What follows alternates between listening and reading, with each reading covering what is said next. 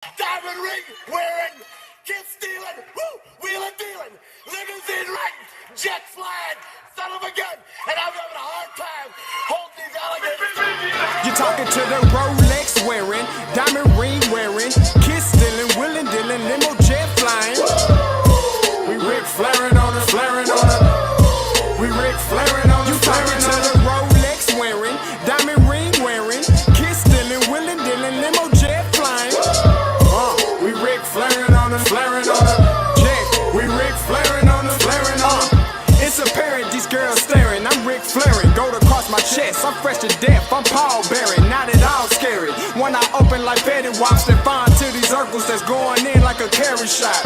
Woo! I'm going in like a Mary Pop off that Mary Crop at the top flow at the Marriott. So questioning me is like questioning you. See, we the best dressed, so come and get blessed with the crew. Not one but two, different ways to slaughter your crew.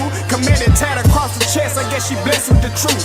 People want to see them checks, representation of proof. Living through my elders, trying to resonate to the youth.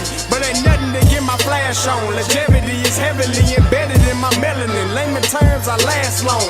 My grind repetitive, I'm smoother than real silk. Lyrical cash cow who can't cry over spilled milk. We in here. You're talking to the Rolex wearing, diamond ring wearing, kiss stealing, wheeling dealing, limo jet flying.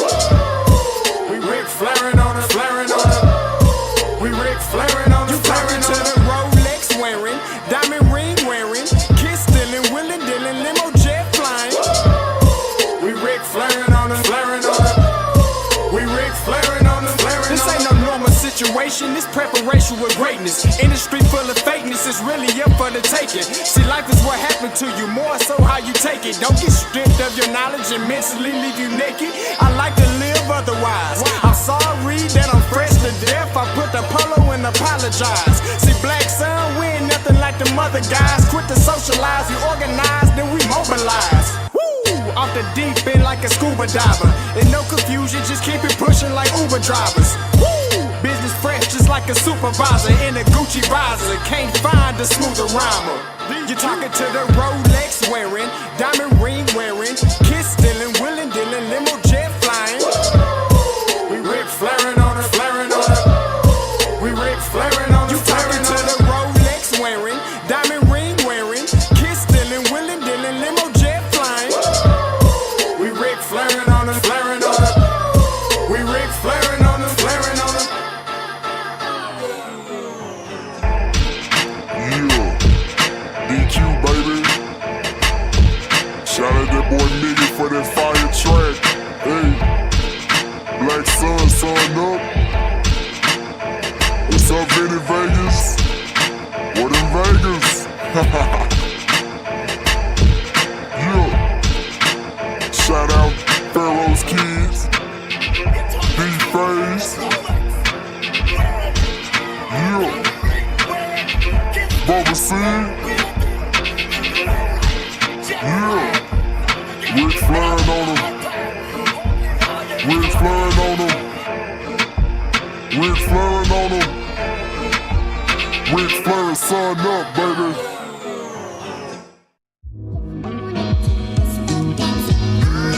Hey, yo, Scotty, you going crazy for this one. We see what you're doing, we salute you. Hey, let's get it started. It's Backpack, Capital One. What's in your wallet? Got a call from my man, A. Scott. I said I got it. Love that you highlighting all of these black colleges. Try to pay me for doing this. Look, bruh, if you don't get off my line with that foolishness, voice of the swag, pull up where you at, no cap. If the Brody is speaking the soft facts, my advice, tune in to every show. Captain Petty, but we know that the sergeants are with the smoke. Speculate, just tell me what is we doing. Get into it, okay, look, I'ma say this and keep it moving. My boy Scotty, man, he offered the least. Black grad, paying college, I'm glad that he called me. Walk it, cause we all been taught that talk is cheap. Even primetime knows Scott for the HBCU streets.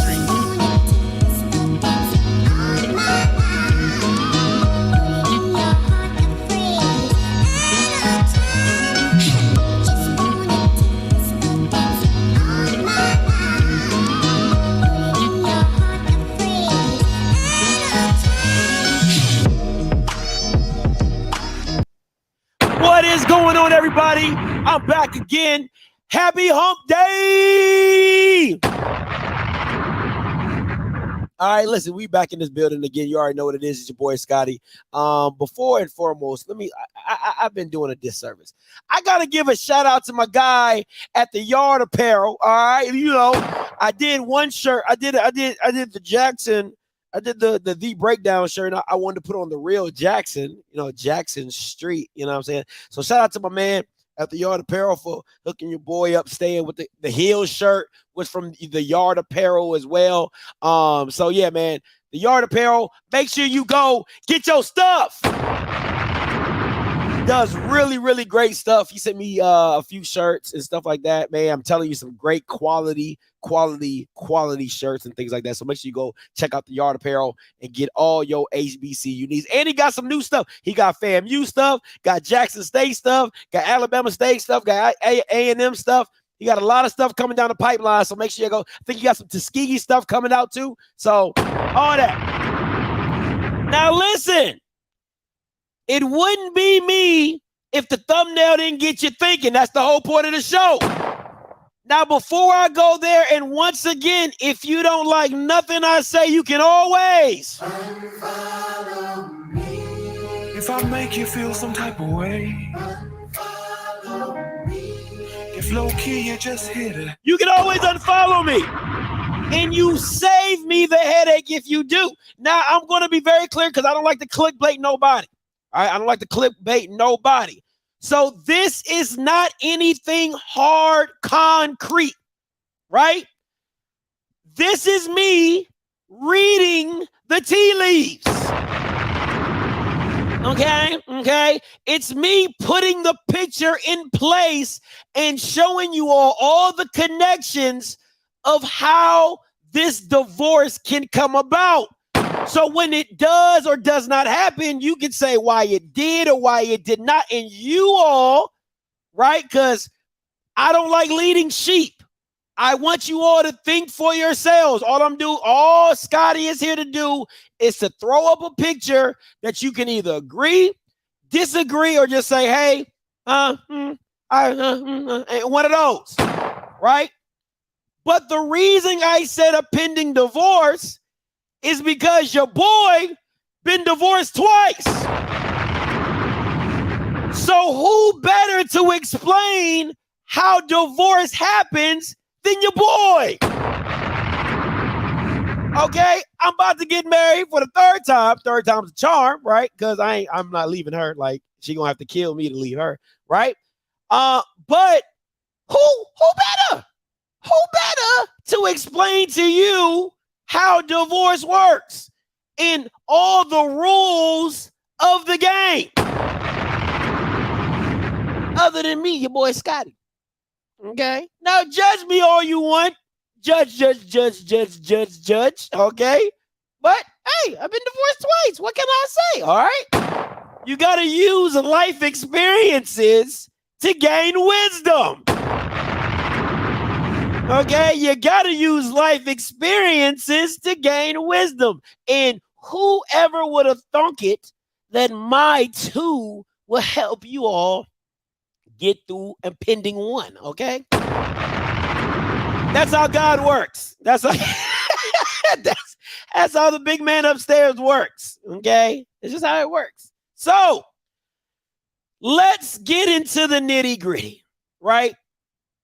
Rules, if you've never been divorced, right? If you're the person that is saying, oh my God, I've been married for 35 years. Congratulations. Okay. Congratulations. Oh, we're just so happy for you because you just found the love of your life. Okay. Right. But us people living in real life and out the matrix, we've been divorced. We've been divorced. So let me give you a few rules in the game of divorce, right? Rule number one, there are no rules in divorce. And anybody who has been divorced, this is going to hit you so hard because you understand that there ain't no love in this. Ain't no love in no divorce. I'm trying to, first of all, I'm either the woman's trying to screw you or you are trying to screw the woman. That is just what it is. That is just what it is, okay? Somebody is trying to win by any means necessary. Shout out to Malcolm X. Okay? By any means necessary, you trying to get the job done. You trying to say, hey, listen, you thought you was going to screw me? Got this ace of spade. Got this bum-ass lawyer. Prenup. Prenup. All right, so let's go a little deeper about the no rules, right? Rule number 2, gotta know your enemy. Got to know your enemy, right? If you're in a divorce, you know your wife, your ex-wife at this time, you know your ex-husband, right? My bad, you so right. Listen, I'm not an English major, okay? Leave me alone, guys. I tell y'all this all the time. I have an associate's, okay? Leave me alone. My degree did not come in English, IT, not English, IT, and I was rushing. So give me some slack. You guys act like y'all don't see me misspell everything. First of all, if I'm being a buck with you right now, I had to look down at my shirt just to spell apparel, okay? Like right here it says apparel. I didn't know if it was 2 L's or 2 P's. So let's not play this game. I am not ashamed of my misspellings, okay? It is what it is, but you gonna know that you gonna get this work though, okay? That's just me being honest, okay? So I had to look down at my shirt and was like, okay, apparel, is that what, 2 L's? Or okay, thank you. I got my answer. So anywho, no, or no. I don't give a damn. You know what I'm talking about. Know your enemy, right? Know your enemy. And who might be your enemy in this case? ESPN is your enemy. ESPN is going through a very tumultuous time right now. A lot of things are falling through the cracks. A lot of things are happening. Disney is having to shift its platform, its money making, its cutoffs. There's a lot of things going on at ESPN that's being shaken up. As you see, ESPN unlikely to renew the Pac-12 media right? ESPN out of the Big Ten negotiation as Fox and CBS, NBC near deal sources, right? All right. The round of cuts of ESPN is a part of a larger effort across Disney to streamline the company. Bob Iger, right, after 2.5-year absence, announces he intends to cut or not fill 7,000 jobs. Iger's return Disney followed the company reporting a $1.5 billion in operating losses in the fourth quarter of last year on streaming service device Disney Plus, which includes ESPN streaming, offering ESPN Plus. Now, you might ask, if you're smart enough, is who is on ESPN Plus? Oh, I'm so glad you asked, right? You are.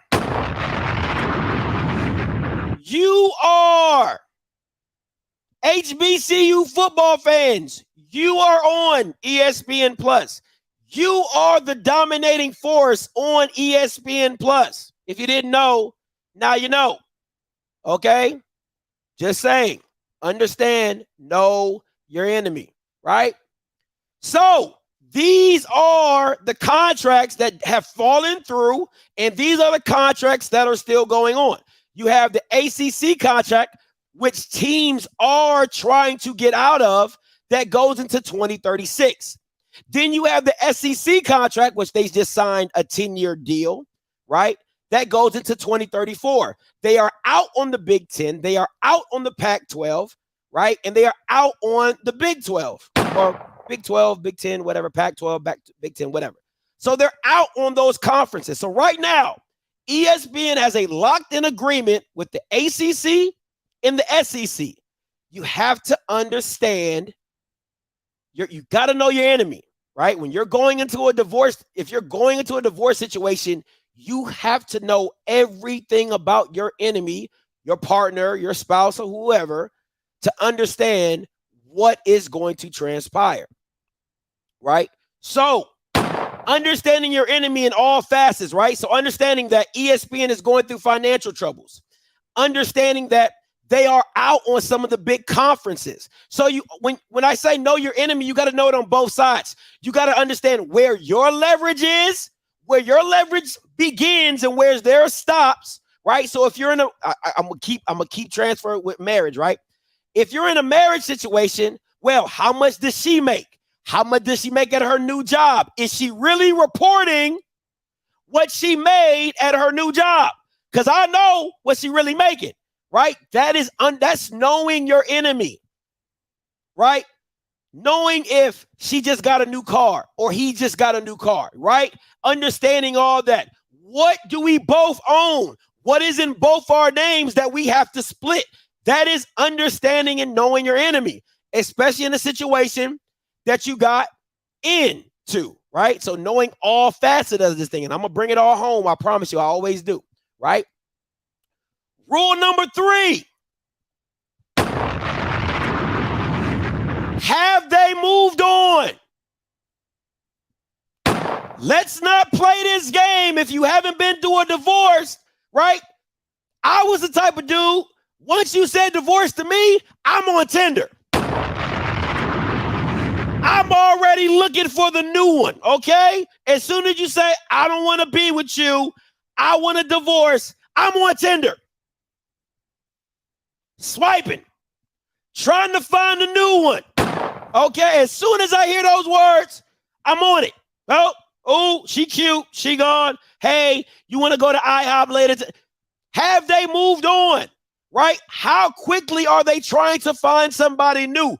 These are the questions that you need to be asking when you are coming to the table with a divorce, right? Because understandably, your time with ESPN is coming to an end.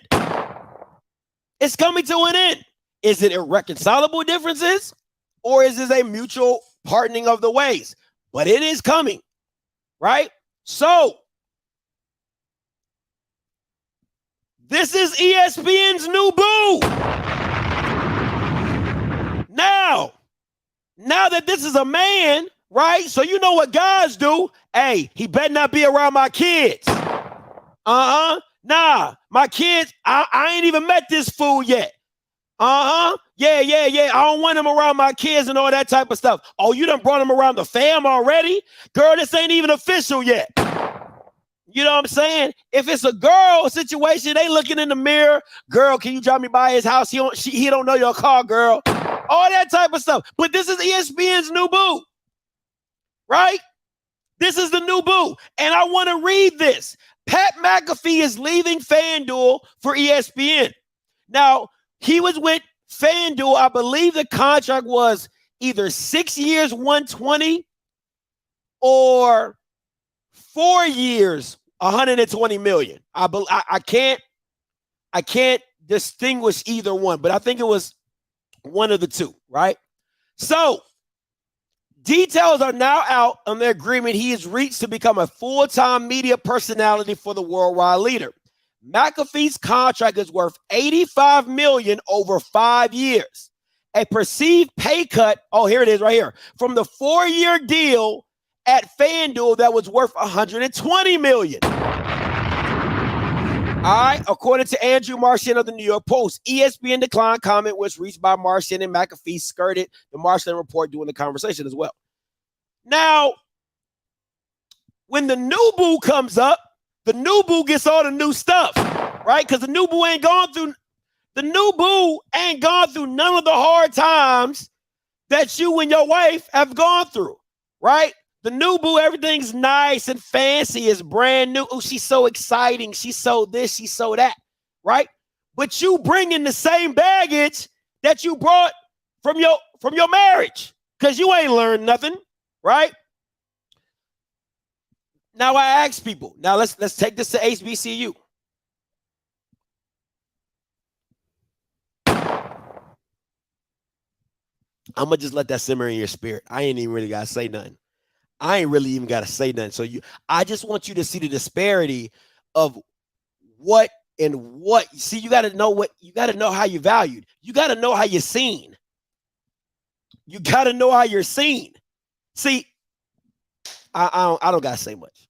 I don't got to say much. Nah, I ain't say. I don't got to say much. I'm gonna just let that simmer in your spirit. Y'all just take that as it goes. Yeah. Oh, see. Is this the end?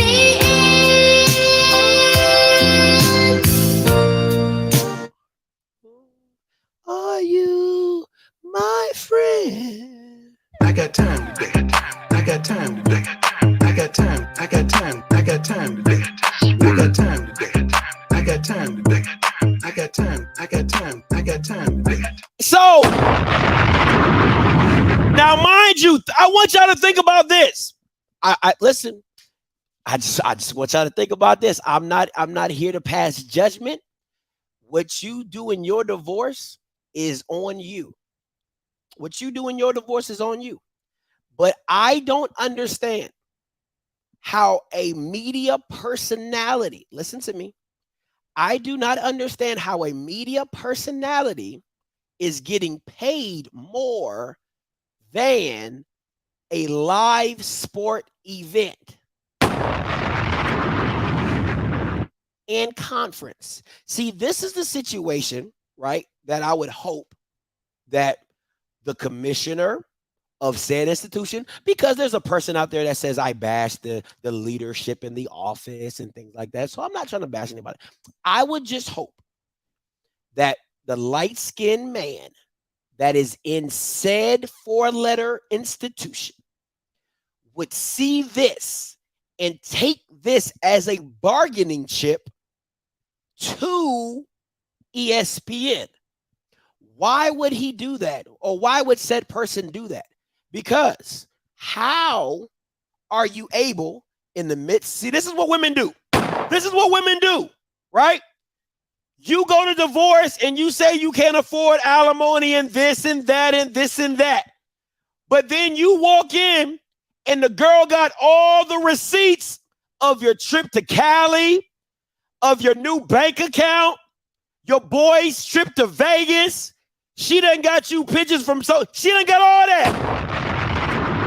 She done took all the information off your social media and she done walked it to the judge and said, Judge, now how can he not pay me alimony when he got a new Benz? I just seen him in Vegas. He took a Cali trip. He got 2 new pit bulls. Right? Right. So it's the same thing in this regard. There is no way that a media personality should be getting more than an entire conference of a live sporting event. That's just my personal opinion. But let's say the said light-skinned man at the 4-letter institution, he's like, you know what? We're not Pat McAfee. Okay, cool. 60 million, 4 years, 65 million, 4 years, 70 million, 4 years. You get what I'm saying? You get what I'm saying here? I'm just saying. It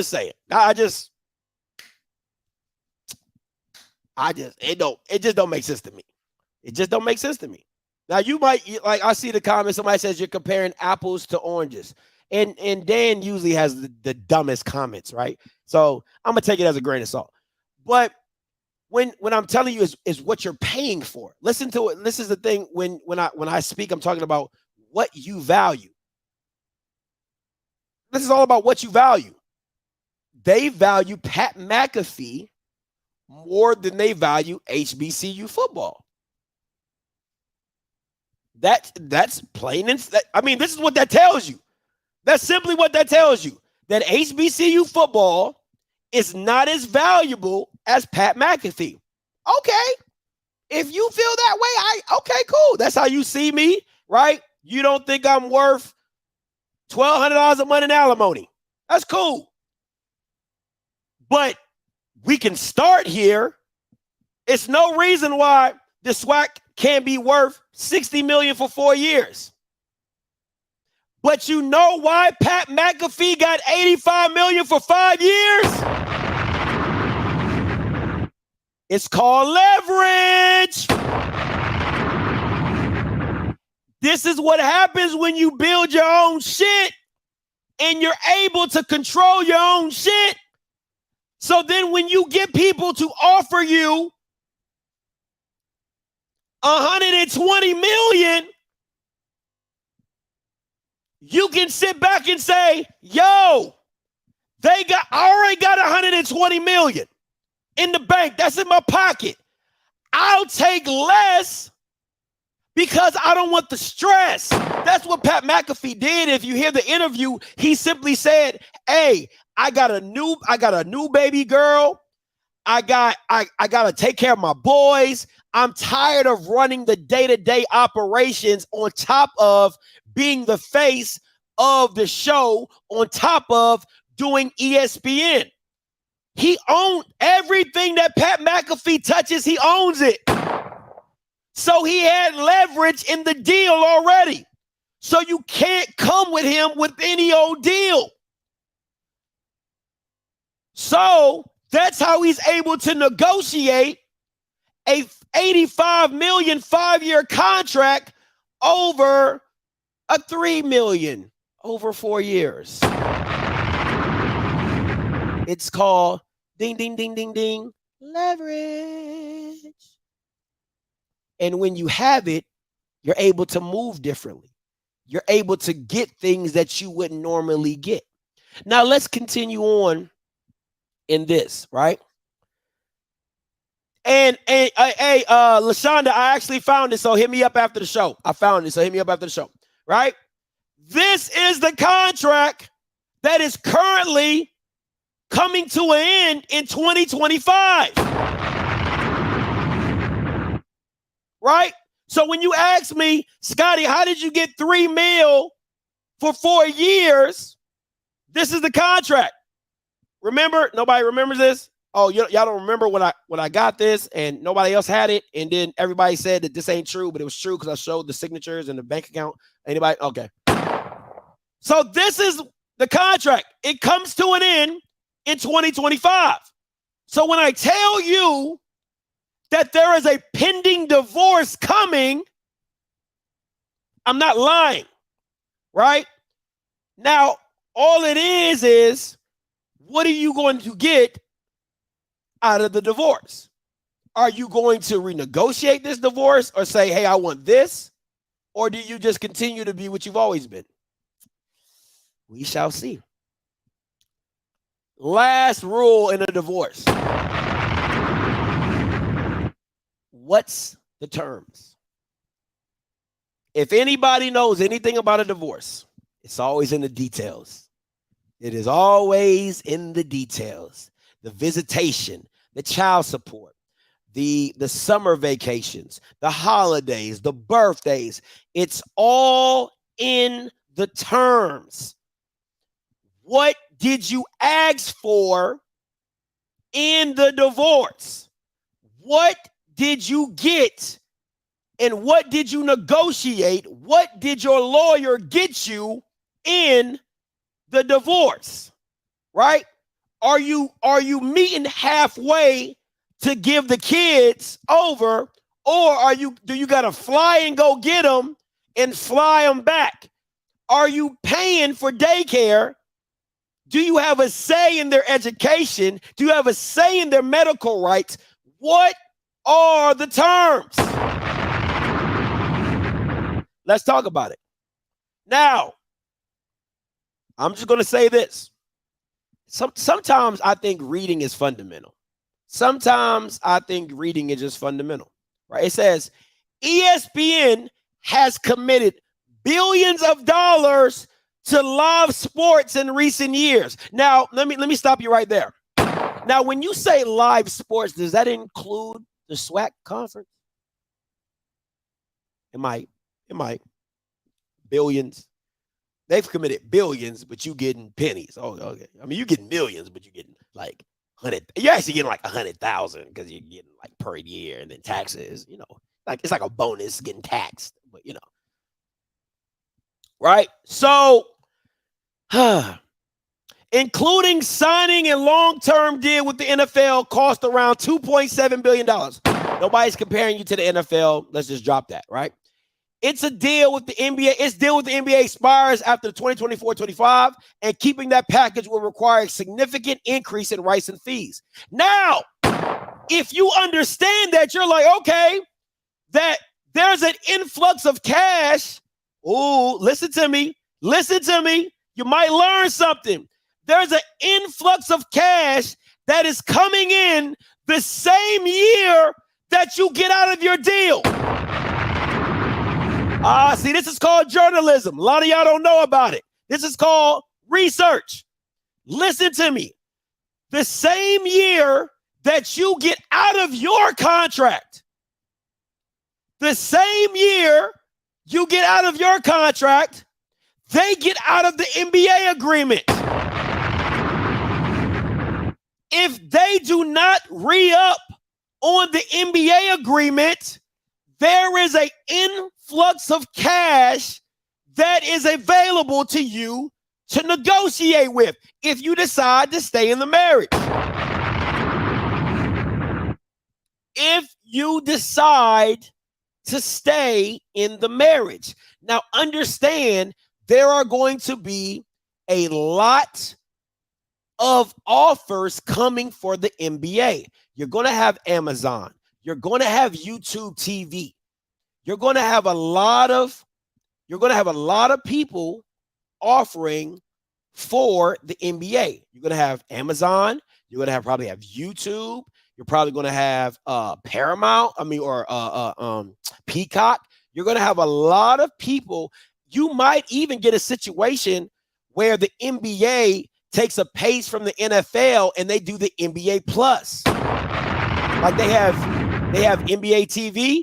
They might give you like NBA Plus or something like that to kind of double up on their money, maybe give you some official, unofficial type stuff and things like that. So you got to be very cognizant. Like when you're in a contract agreement, you have to see all the landscape, right? You can be like, okay, we're not getting NBA money. That's not the point. The point you're looking at is if they don't get a chance to re-sign the NBA, you know that is a block of money they set aside to offer the NBA that you can now get a piece of. Why? Because it's not going to the NBA anymore. That's just common sense. Common sense. That's like simply, let me give you a good example, because a lot of people, it goes over their head when we're talking media money, right? Let me give you an example. If you're at a job and let's say your director, right? You got a director of marketing and you're the senior marketer, senior VP marketer, whatever. Let's say the director of marketing leaves. So now you understand that role needs to be filled. If the boss comes to you and says, hey, we're not opening the role anymore, well, now you know that salary that was there is now money that is now allocated for something else. So when they start disseminating the responsibilities, you can go to them and say, hey, you was paying the director $200,000. Let me get $75,000 and I'm okay. And if you can't understand that, you're just being dumb. You're just being dumb because it happens at every job. You try, if they tell you the role is not going to get filled or we're taking that role away, you now ask, hey, listen, if you're going to give me the work, can I get $50,000? Can I get $25,000? Right? That's how that works. If you don't get it, then you don't get it. But it's not to say that you wouldn't ask for it, right? Because you know that salary was allocated for it. And now it's not, right? So it's the same thing with this NBA. There's a fund of money that the NBA is being allocated by ESPN if they try to come back with a bid.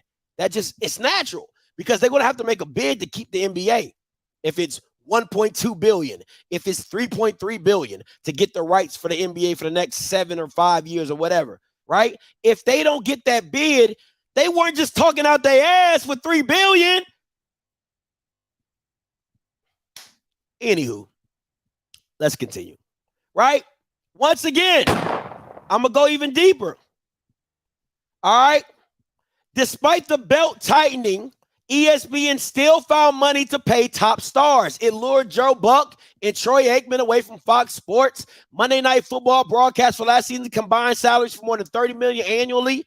Those are just some of the latest examples of leading contributors earning escalating salaries, while those not deemed core to the company's business has been considered more expendable, right? So, yes, we're talking about personalities, but understanding that ESPN is trying to cut losses and cut wages, but at the same time, they're trying to get as much as they can at any business for as less as they can. And that's just good business, right? So if I can get you to work for $12 an hour when I can pay $15, I'm going to try to get you at $12 an hour, right? So it's still understanding what in all the aspect of everything is going on in the ESPN landscape, because that's who you're negotiating with. You're at $3 million for 4 years. They just paid Joe Buck and Troy Aikman $30 million. The money is there. You just got to be valuable and show your value in getting it, right? Last but not least, U.S. college sports. The SEC has confirmed a milestone 10-year media right agreement with ESPN, bringing an end to the Power 5 conference's long-running association with CBS. Starting in 2024, the deal will see Disney-owned broadcaster and sister commercial network ABC become the exclusive home of SEC's premium football package events until 2033-2034. The contract is worth a whopping $3 billion.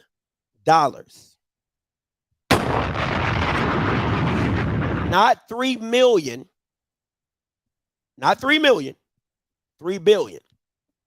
Meaning the SEC will get an annual payment of $300 million, which is over 5 times more than the yearly $55 million it received from CBS. Now, we have talked about the SEC contract ad nauseum, so I'm not going to go over it or what the SWAC is worth and all that. We're in the same geographical location. I'm not going to get into all that. All I'm going to simply say to you is this, is that if you don't learn anything about media, if you don't learn anything about business, it is simply supply and demand, right? And what you negotiate. And if the SEC doesn't really have to negotiate its value because we all see it, we all understand it, right? And even with the Big Ten going through what it's going through right now with the influx of the contract and it being up for grabs and it might not happen, it might happen, and all the intricacies of what the commissioner did that messed it up. All I'm going to say is this. At the end of the day, if you renegotiate this deal or you have the divorce that is coming up at the same time, 2025 with the NBA and all this type of stuff, if you cannot walk away with a substantial amount of money, there is something wrong in this deal. And you have to go find leverage somewhere else. Because in a divorce, you have to have receipts to back up what you're talking about. You can't just ask for certain things and then not give the judge something to base his judgment off of. Right? So if that's the SWAC having its own analytics, if that's the SWAC understanding its analytics from HBCU Go, from ESPN, if that's the MEAC understanding its analytics from HBCU Go, whoever they partner with, or ESPN, getting all the data that is possible, getting all the demographic, because once you come to the table of this divorce, you have to have the leverage and receipts in hand to prove your value. The SEC does not, because of the simple fact of it's rampant. It is absolutely rampant everywhere. Everybody talks about the SEC. Everybody's SEC, this SEC. So I don't have to prove anything to you, because at the end of the day, you see it everywhere, right? With the SWAC, it's a very, you can say niche market, but there is value to the market because of the simple of the brands, of the eyes, the viewership, everything that goes along with it. So understanding your value and understanding when you come up to the divorce and when you come up to this divorce table, or you come up to the judge or whatever, however you want to break this thing down, and you don't have all your shit in order, you're going to be screwed. You're going to get screwed. You're either going to get screwed to the point where you're not getting enough alimony to survive off of, you're not getting enough child support, right? You're not getting the house, you're not getting the car. You're literally left with what you walked in with. Or you get your ass a bomb-ass attorney, you get all your receipts, and you walk away with the house, the car, child support, and alimony for 3 years. That's how this thing needs to work. So simply this. There is one other participant in the conference. It's simply this, right? The divorce, I don't want to say it's a guarantee. Nothing's a guarantee. And I don't believe the light-skinned man at the four-letter institution has the balls to step away from the ESPN. I really don't think he has that. Right? But at the end of the day, if you're not piecing this thing together in whatever aspect of understanding the landscape of what you're walking into, because in 2 years, it is clear to see that probably ESPN is going to, I'll say the next 3 to 4 years, ESPN is probably going to be a full streaming platform. It's probably going to be a full streaming platform. That means your value has just gone up. Why? Because you are probably one of the leading eyes on the streaming platform. There is no longer cable. So there is nothing to compare to, television eyes and this. No, everything is streaming. Right? So if it's a full streaming platform now, you take the television rating, you literally transform it all over to streaming and analytics and all the viewership on that platform. Your numbers should do a lot better, in my personal opinion, because that's the only way you can get it. Right? So it's very right? So at the end of the day, the two questions that the HBCU big boys should be asking in this marriage or in this pending divorce is, what will you ask for and who is your next boo? Because you should be, listen, you've been married for a long time. It's probably going to be the best analogy of the night. You've been married for a long time and you're scared to get back out there because you don't know what the dating scene looks like.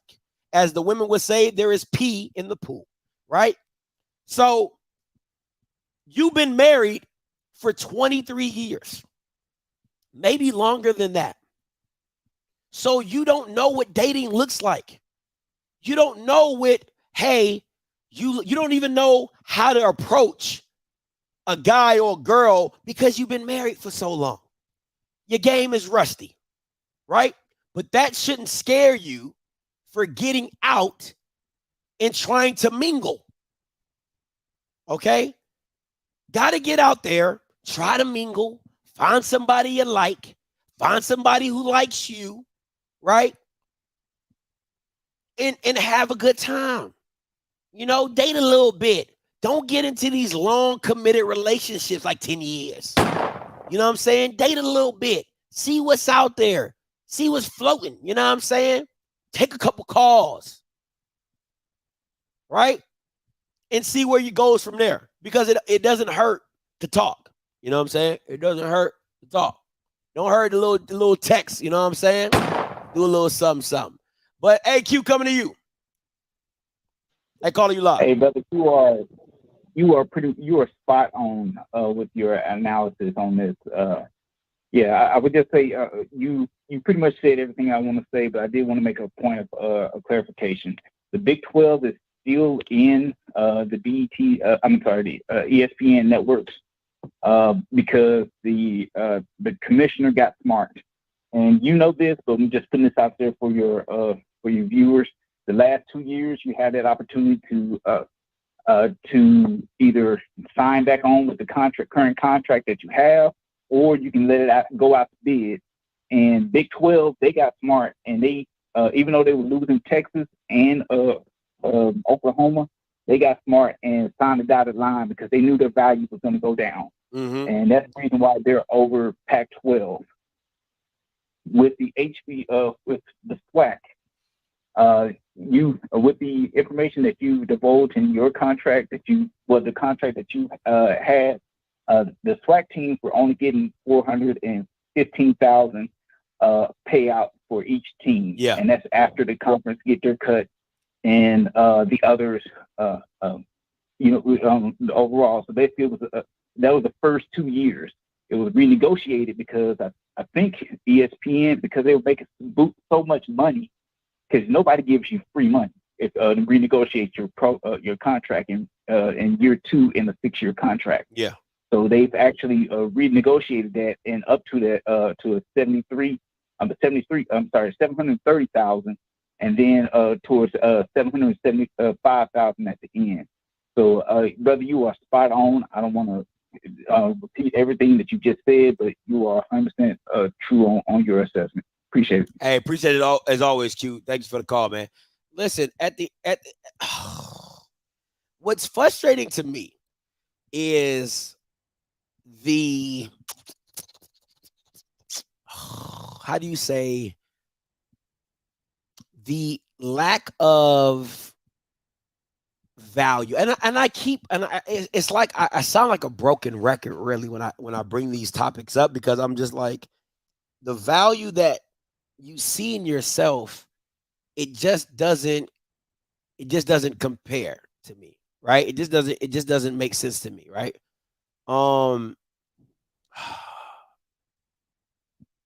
I just the thing. Jesus. Let me say this. I think the SWAC and the MEAC are very different entities when it comes to viewership, right? Because the football brands of a Grambling, of a Jackson, of a Southern, of a FAMU, they're big, right? The football play in North Dakota, Montana, South Dakota State are better, but doesn't mean that they move the needle as much as, because I look at it like this. It's two parts to this. If the highest attended games, and I know people are gonna be like, "Oh, attendance don't mean nothing," but I'm just saying, if the top 5 highest attended games in FCS, 9 times out of 10, 4 of them are usually going to be HBCUs. That's just the nature of the business. It's going to be HBCUs. And then on top of that, when you get the ratings of some of the biggest classic games, they are also going to be HBCUs. So I'm not saying that the football is better than the Big Sky and the Mountain West, or whatever they call themselves, right? Of whatever. I'm not saying that the football is better.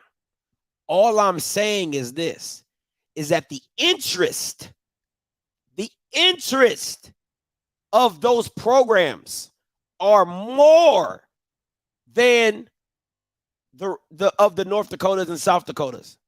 It is. It just is. That's not me trying to pump up HBCU football more than what it is, right? The interest in the region, the interest in the area, the interest of what they do is more popular than what North Dakota and South Dakota State. Now, mind you, that doesn't translate into draft. That don't translate into football. It don't translate into a lot of recruiting sometimes.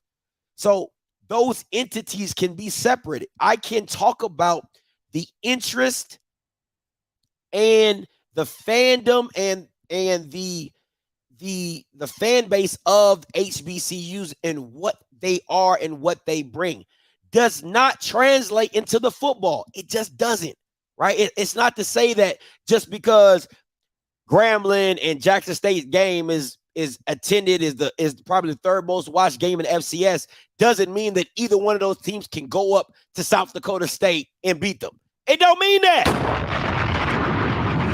It does not mean that. But in the eyes of media, listen to me, in the eyes of media, the SWAC is more valuable than South Dakota State and North Dakota State.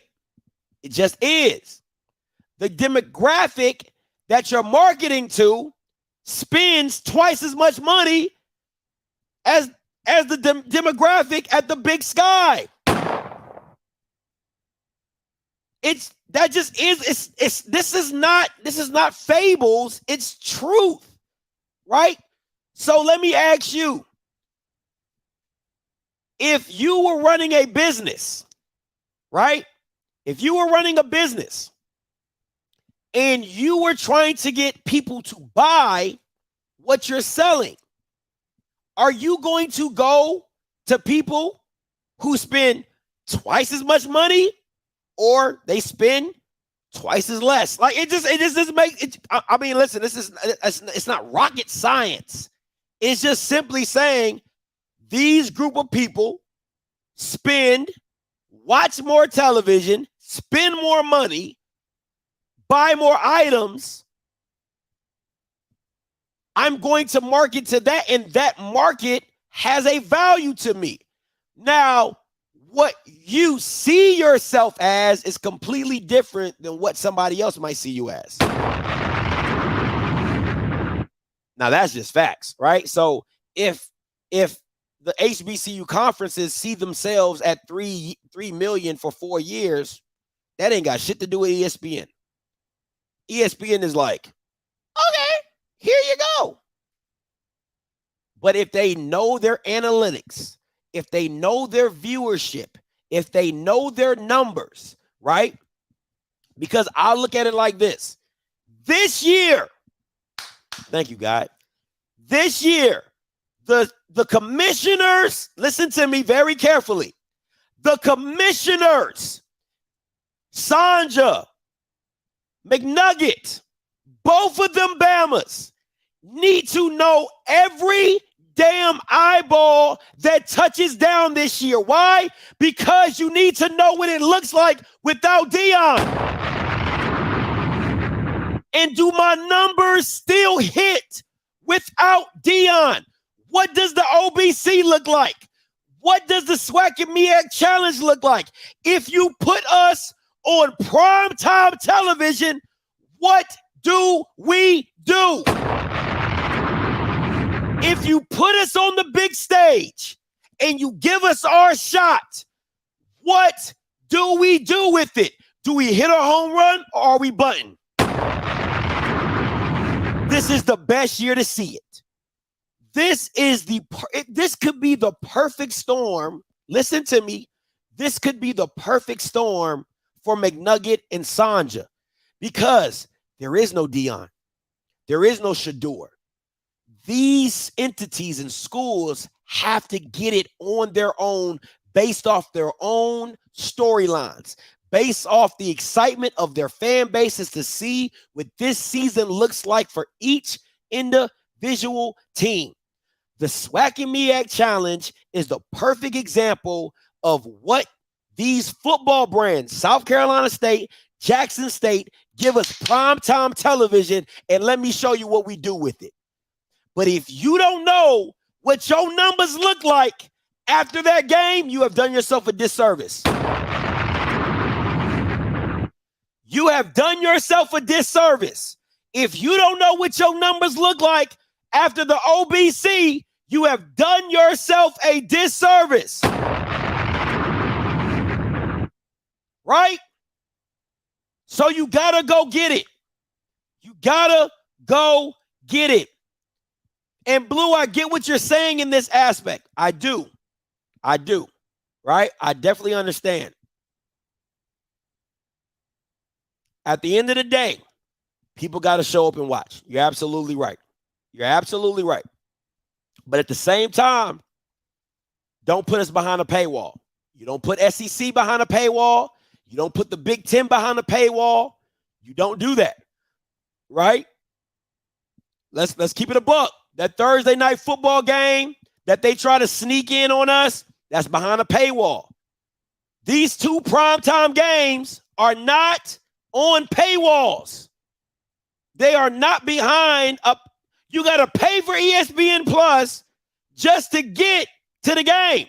And if I'm not mistaken, you got to have a streaming service, TV service, just to see some of the games. So we are behind a paywall. They don't put a paywall behind the Big 12. They don't put a paywall behind the SEC.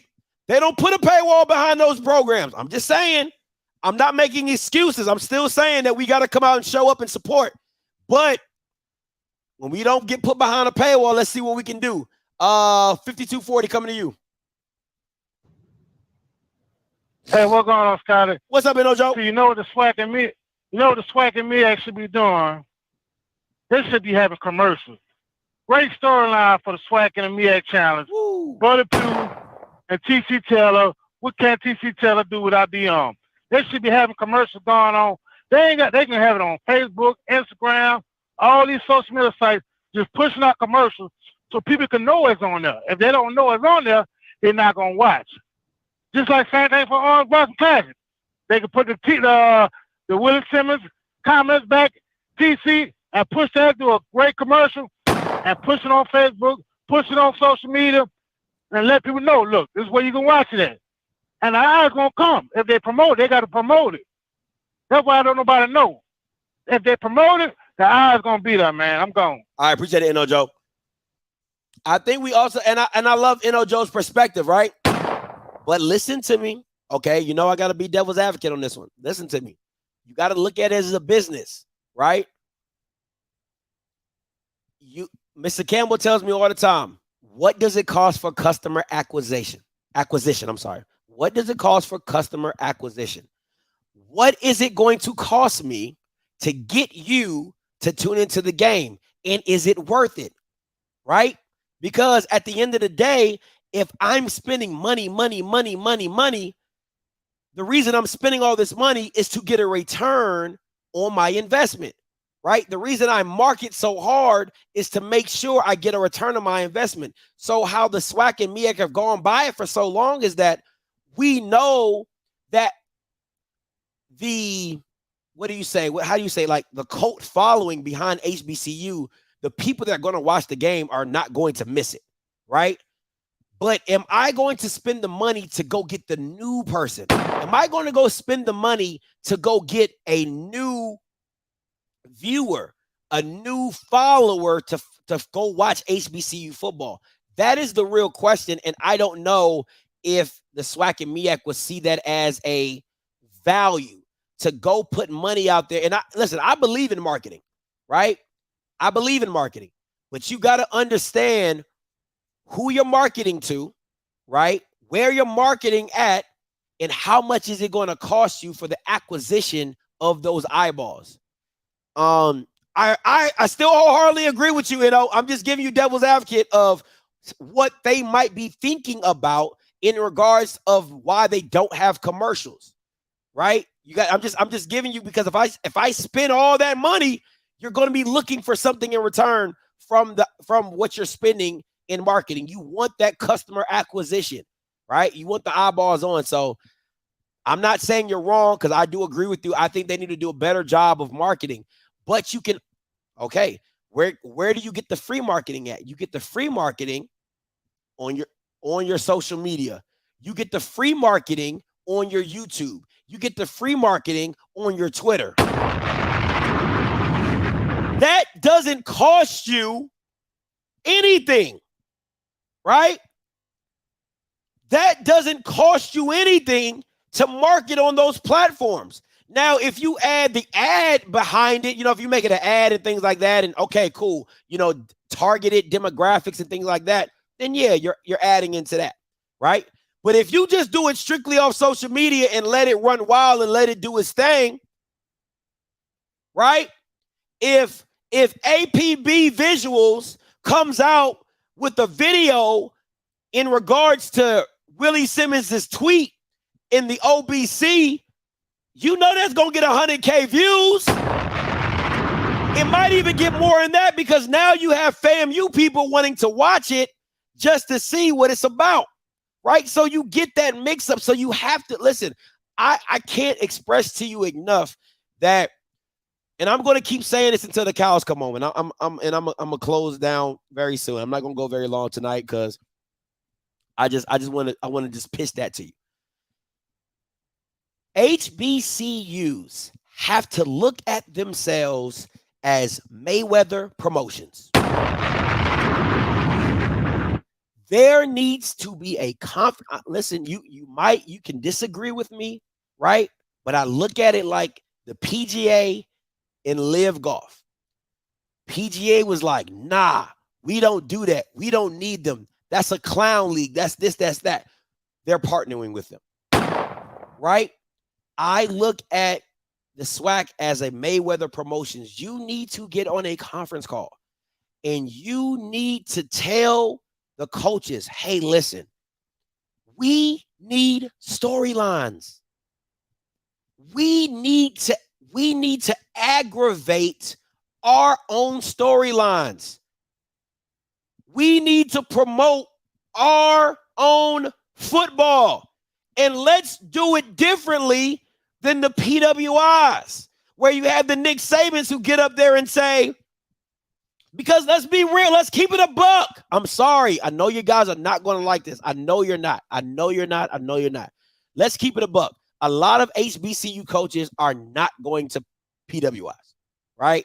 A lot of HBCU coaches are okay with being in that cycle of being an HBCU coach, and there's nothing wrong with that. Absolutely nothing. Like Dion said, if that's what your goal is to teach young black men at HBCU, that is perfectly fine. There's nothing wrong with that. So to me, I look at it like this: there needs to be a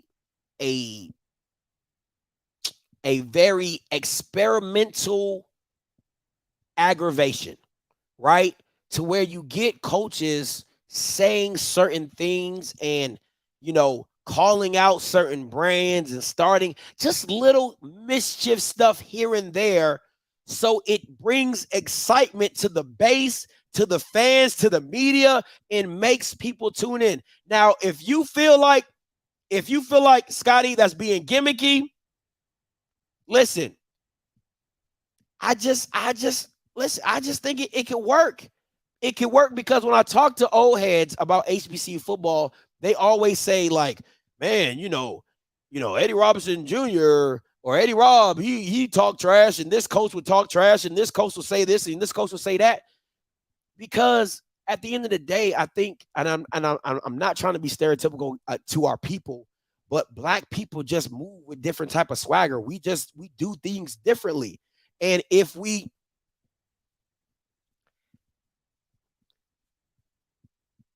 listen, I know it sounds gimmicky, and I know it's hard to grasp. I know it's like, Scotty, why? Listen, you're trying to make it entertaining. I know some football lists. I know the football list, and people are like, we don't need that. We don't need it. I'm like, It's different. And I think it would work if people really bought into it. If people really bought into it, imagine if Eddie Robb and TC Taylor, had another, Twitter back and forth, right? Or had, Eddie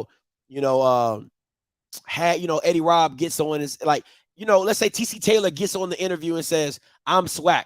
So if I beat him am I still swag? Because I came from the swag. I'm swag. He ain't got to worry about none of that. I'm swag. Like, how exciting would that be? How exciting would that be? Right? If TC Taylor got up there and was like, I'm swag. Is that going, can he beat me? You know what I'm saying? Is that going to be an excuse? I'm just saying. Now, I know you guys might not like it. You might not agree. That's cool. You know what I'm saying? It is what it is, but that's just my little 2 cents on it, right? Like I said, I just think that if you got more excitement involved into the game, because I know a lot of football coaches, they're going to like, that's not my job. My job is to coach football and blah, blah, blah, and blah, blah, blah. But to me, I look like it. You gotta take one for the team. And the team, what I mean is like you're trying to build up the brand of HBCU football in whatever way, right? Because you're getting the recruits. You're going to get the recruits, right? Because of the simple newfound spotlight on HBCUs. So you're going to get the recruits, right? Hopefully the football gets better with scheming and playbooks and game and quarterback play. But at the end of the day, you can manipulate some storylines. You definitely can do that. Yard Talk and then Mr. Bugs. What's up, Yard Talk? How you doing, Scotty? What's up? What? You've been telling these people the same thing for 2 years. And every time I come over here to interact with your super fans, they saying the exact same thing. I don't know how you do it. I don't know. But anyway, to your point, I actually somewhat agree with you because don't we already have storylines? Don't we always have mess going on in the HBCU world every day? Mm-hmm. So how is it so far-fetched what you're saying? It's just, to me, the only difference is anytime there's some mess go on, we don't hear from the leadership or we don't see nothing, no kind of interaction or anything from, maybe a Gremlin page or whatever. But the other day, when Coach Simmons said what he said, Twitter exploded. Yeah. People like excitement. Black people, I'm black, so I can say this. We like drama. We like this. If we didn't, we wouldn't have 50-11 reality shows. That's real. And we all know it's scripted, and people still tune into that mess day in and day out. So what's the difference? Isn't black folks our primary target? Our primary demographic? Or am I tripping? It's almost like we're trying to be something that we're not by following the lead of other people, that we miss out on who we actually are trying to, emulate them. Just like Mr. Pell said, there's nothing wrong with HBCUs. But it feels like we spend so much time though trying to fit other people's model of business into what we do that we miss the mark. We literally had 3 weeks of people arguing over polls. How is that not something you can sell? Yeah. I think it's what I get from it, right? Because I get it's 265 on here, and this isn't everybody, you know what I'm saying? But what I feel the pushback will be is like, why do we need to do that? The white people don't need to do that. And me personally, I'd be like, is it working? I don't give a damn if the white people don't do that. To us, it's like, is it entertaining for us? Does it work for us? And are we capitalizing off of it? Right? Is it building the brand? Is it building, is it making it exciting to go tune into a football game because of what the coaches said in the press conference? Right? Is the videos going viral because of the trash talking done between the press conferences? Right? It's just, I don't, that's We're just watering down the product and not really sticking to. Now, I ain't talking about the fans because the fans, is different. Yeah. But it just feel like, from the top down, we kind of shy away from who we truly are and being our true self, trying to pass this purity test that so many people have on us, and we're just missing the mark on being our authentic self, which is what people love us for. There's nothing wrong with this infusion of football and culture that we have. We just have to start learning to embrace it and sell that. I agree. We can't sell something that we're not. I agree. Because to me, it's like if you're campaigning and championing for the bands, and that's what we are, and that's what we do. What else are they going to be attracted of things that we do and we do very well? Right. Oh yeah. Right. I agree. I think it'll be something interesting to talk about. It really will. But I appreciate the call. Y'all talk as always.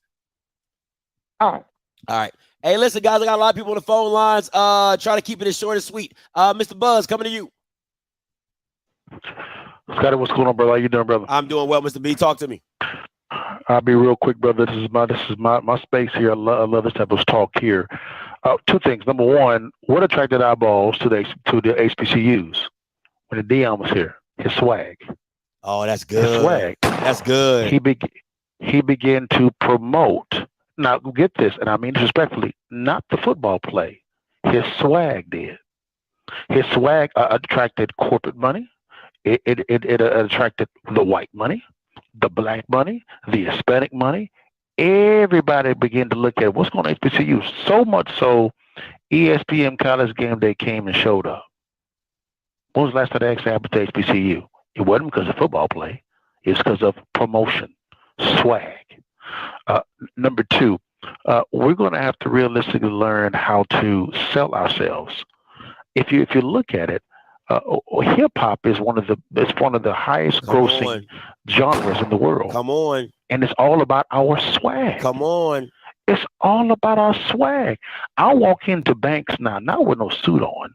I walk in sometimes with just a polo shirt and some sweats sometimes. Why? They have my money. But what's going on is I walk in, swag. Man, I like what you're wearing. Man, I wish I could dress that way. Well, I can't see you.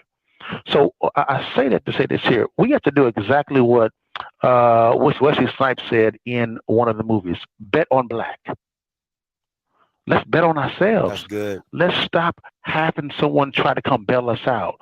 We have $1.7 trillion is what the consumer, which is black, infuses into the economy. Don't y'all want all that? Or do y'all want somebody else to give it to you? We got the dollars. We just need some sense. And I believe when Deion was here from a promotion standpoint, he kind of showed us the way on how to get those eyeballs there. Let's continue to play good football, but let's learn how to promote and negotiate proper contracts. God, let's bet on black. That's all I had to say, bro. I love that, Mr. Buzz. Absolutely. Appreciate the call. Hey, man, that's great. There's so much to unpack there, and I'm going to get back to it, but I want to get to these callers. 8695, then coming to you, Mr. Campbell. What's up, Scotty? How you doing? What's goody? Man, I'm just here to play devil's advocate just a little bit. Talk to me. No, it's fine. Talk to me. Now, all the hype with the Deion stuff, it was great. It got a lot of eyeballs to the SWAC. But what kept the eyeballs? Everybody was watching Deion because Jackson State played a good brand of football. The football was easy to watch. You could tell easily that there was talent there. If the football is not up to par with the rest of the stuff we see on TV, it doesn't last. The same thing happened to the XFL the first time, not this recent stint. The first time, trash ratings. Why? The football wasn't good. The USFL is going through the same thing. The football is just not as good. Now, the XFL rebranded with The Rock, got with Under Armour, had their own draft, put on a different type of product. Good football. What happened this year with the XFL? The ratings went up. Eyeballs are great, but in order to keep that there, you have to have a good product. It's the same thing if you compare a 5-star restaurant to McDonald's. there's a difference between the two. Yeah, okay, everybody goes to McDonald's, but who's getting the actual dollars? You know, it's going to be that 5-star place, the Ruth Chris, the Eddie V's, the Morton's, the steakhouses. You follow what I'm saying? Let me. So, you mind if I jump in real quick? I'm not going to I'm not going to yell nothing like that because I love where it's going. Let me ask you this, right? Because I'm just going to ask you a question. Do you believe The Rock's branding brought eyes? Because think about it, right? Because you got to look at it like this. XFL had a brand, right? With the He Got Swag and the craziness that the XFL came in with the first year. And then you add that with The Rock's brand and him being the people's champ and the movie star and the wrestling, you're going to give it a chance just because The Rock. Now, when you put the eyes on, then you can say, I'm not really a fan or I'm a fan. But half the battle is getting people in the door. And that's what Deion Sanders did, and that's what The Rock did.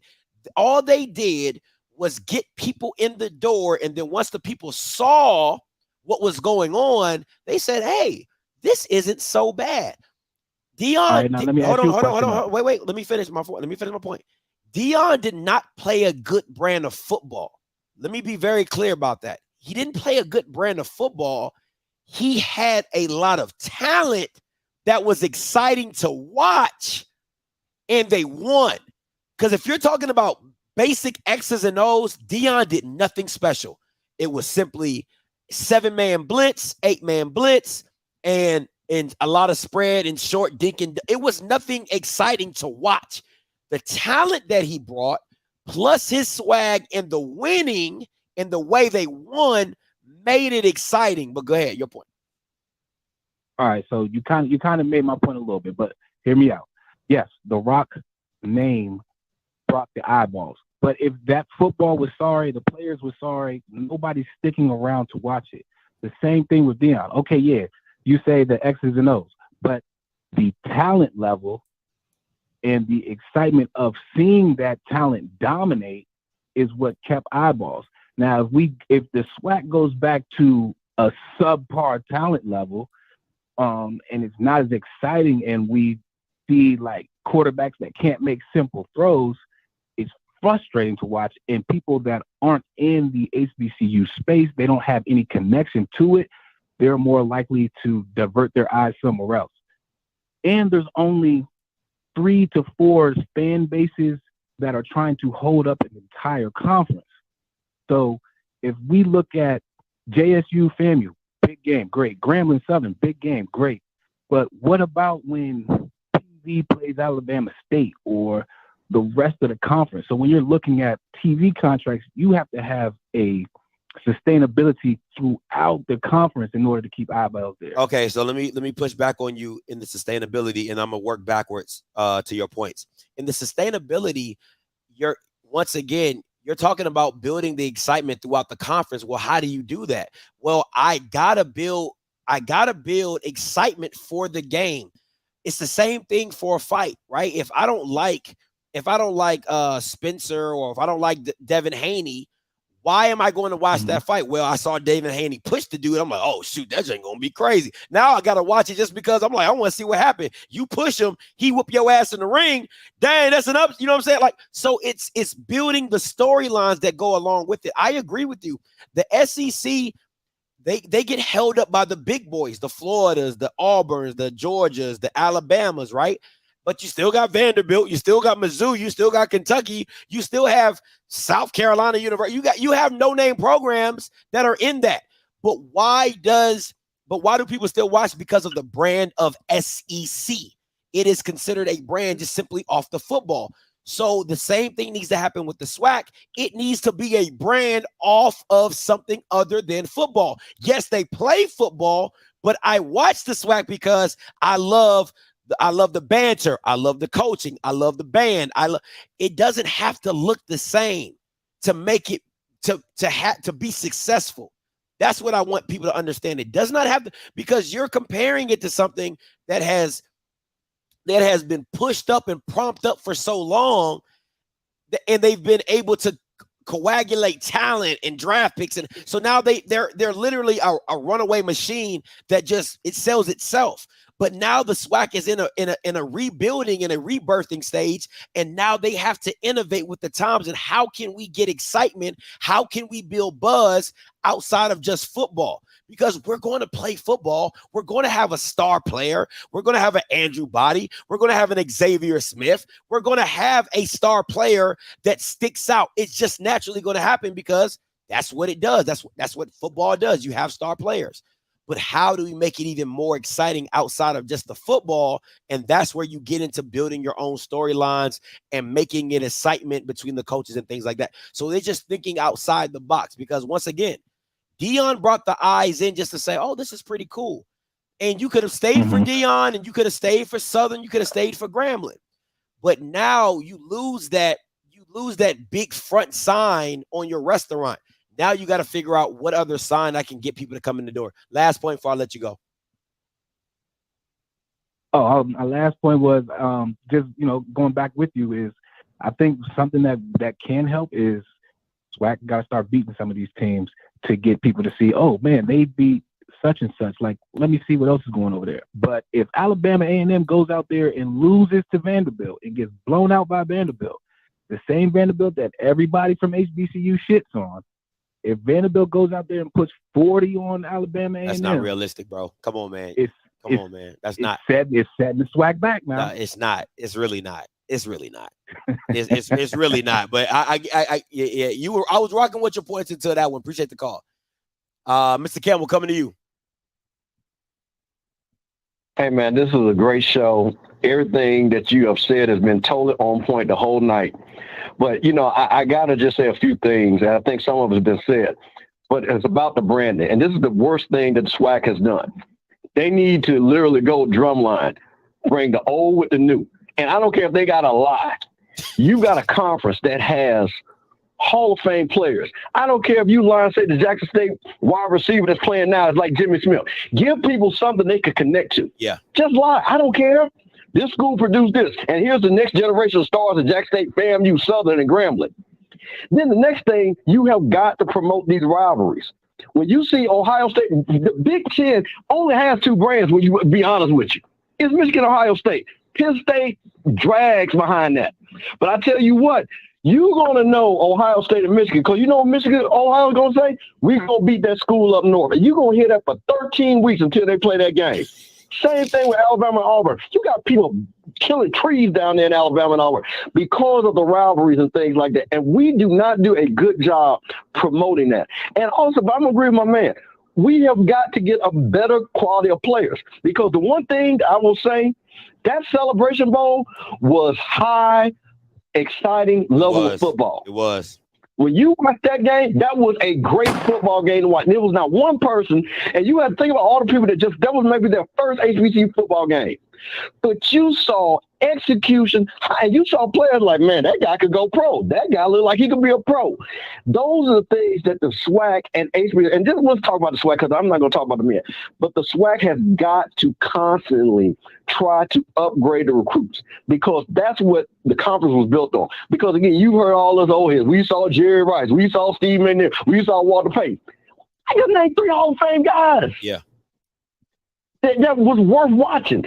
So, again, when you're saying everything that you're saying, it's right on point, man. So, again, just for me, I want to see a better caliber of player, and I want us to see, like, what Willie did, just putting that BS out there, that was good for the conference. That was good for the conference.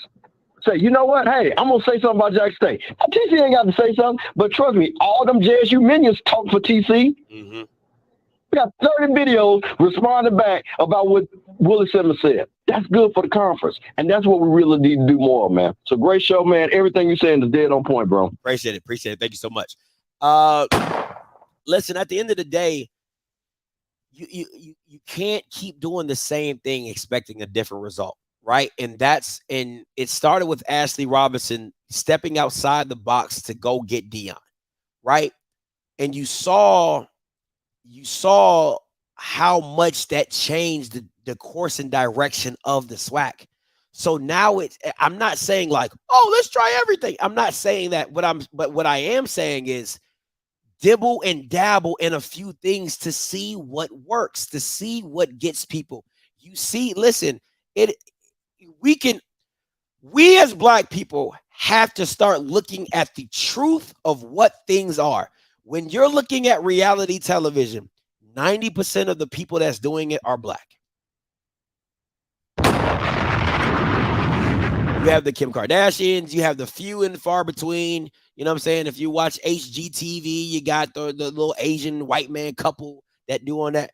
But if we are being honest, the Real House of Atlanta, the Real Wives of Potomac, the freaking frack Bad Girls and Zeus TV, like the Bad Girls of the West. I mean, you got all these things that are black dominated spaces that make a lot of money. So we have to listen. I hate to say it because I don't want to sound like I'm cooning. I really don't want to sound like that. I really don't want to sound like I'm trying to bring black people back. I'm trying to take us back 10 years. I'm not saying that at all.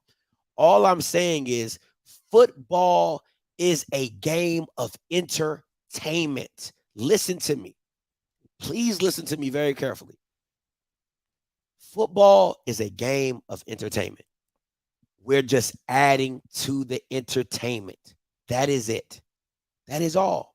That's all I'm trying to say. We're just adding to the entertainment of the SWAC. 9353 coming to you. Hey, Scotty, this is Charles from Houston. What's up, man? Talk to me. I would just like, here's when you talk about entertainment, if the SWAC football-wise might want to change their philosophy to more like a Pac-12, Big 12 style of play where it's more offensive-oriented. Instead of just being defensive like deadlock, like having more games in the SWAC that's more like 35-42. You know, we watch Big 12, Pac-12 schools. You know what's funny? You know what's funny about that? I think the funny thing about what you're saying, and I don't know if like you can get together and be like, hey guys, let's just run cover. You know, I don't know how that works with the Pac-12 because that's their calling card that they don't play no defense, right? So I don't know how that works, but I get what you're saying though. Just have a high scoring game. Yeah, I get you.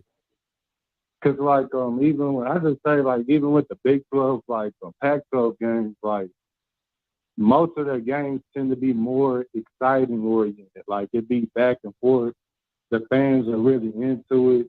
And I know like the coaching in the SWAC, I don't know if they need to gear towards coaches like Kevin Sumlin, Willie Taggart, kind of like to update the offense, kind of like to modern times.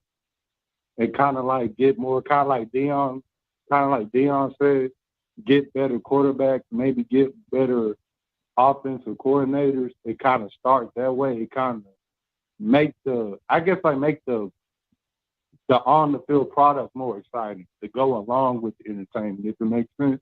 No, I get you. It's no different than what the NBA does and manipulate the game to have it more high scoring, right? To get the three ball is what's in play, and you know, scores at 120 to 130 and all, you know, just all that crazy stuff. So I get what you're saying. I just don't know how you would manipulate that or how you would make that happen conference wide, right? Because it's just it's not feasible if you don't have the players to do it, right? So it's like if I don't have quarterbacks that can sling it and make good throws, I can't put up 40 or 30 points. It's going to be 10-13. It's going to be, you know, a sloppy 14-17. You know what I'm saying? So, you know, I'm not saying it's easy, but it's conducive for the Pac-12 because they get top-notch quarterbacks. You know what I'm saying? They get the best. They can go out and recruit the best of the best guys. And then the second string be really good as well. And the third string guy be pretty damn good as well. So, you know what I'm saying? So I think the quarterback play has to get better in the SWAC. I mean, that's just the nature of the beast, but there's only so many guys that can sling that thing, man. And finding that right guy is not easy. It's just not. But anything else, man, before I let you go? Oh, no, that's it, man. I just wanted your take on that. I agree. I mean, it would be nice. You just got to get the right pieces to make it put in place. But I appreciate the call. All right. You know, the thing for me, before I get up out of here, the thing for me is this: is I'm listen. I think it's just very hard to find the guy, right? It's just very hard to go find 3 or 4 guys that can just sling that thing. I think this year in the SWAC is probably going to be, if you would have had Shador, oh my God, I think it would have been amazing. Shador, Miles Crawley, Andrew Body, Musa, Tyler Macon. Now, you know, Tyler Macon is unproven.